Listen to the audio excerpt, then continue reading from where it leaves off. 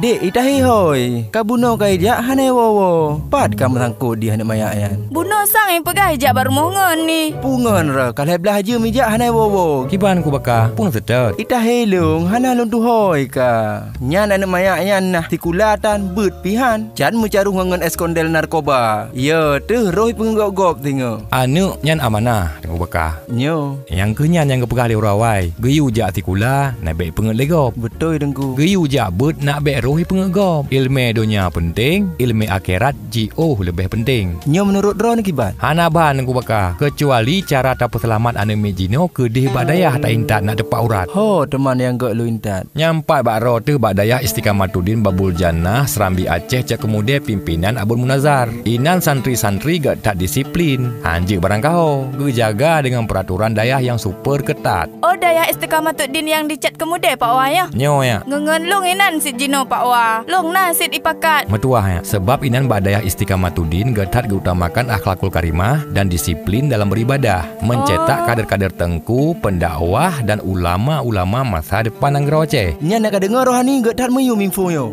Bek gaduh ngan tip top 24 jam di rumah. Lain sapu han kema. Hana long ayah, nyan jamun. Persiap draw laju yang lu yang intat badaya. Nyo hanali lumpu panjang mukadimah, kebetulan nyo jinopih tengah gebuka pendaftaran di Cek Kemude. Ngenlong na rencanai nak jabut bak daya cat kemudian. Tapi sayang terji hurung puto. Puto silap. Asai nit busungguh-sungguh be ame main. Dayah akan ge-support urung-urung yang han mampu. Man kiban long. Pondok Pesantren Istiqamatuddin Babul Jannah Serambi Aceh dengan visi memberikan pendidikan agama semaksimal mungkin, perkembangan mental yang baru tumbuh dan misi menciptakan wadah pendidikan yang tepat, meluruskan akidah i'tikad al-sunnah wal jamaah dan menciptakan generasi madani yang bertujuan ke arah pembentukan sumber daya manusia yang berakhlak mulia, berpegang teguh pada Al-Quran, sunnah Rasul, ijma' ulama serta kias yang berwawasan ahli sunnah. Kembali membuka penerimaan santri baru untuk putra dan putri dengan kurikulum pendidikan Kitab Kuning, Matan Takrib Bazuri, Iyanatut Talibin, Mahli, Matang Sanusi, Tijan Darari, Tusuki, Kitab Tasawuf dan Kitab Ihya Ulumuddin. Selamatkan keluarga dan bangsa ini dengan bimbingan agama semaksimal mungkin.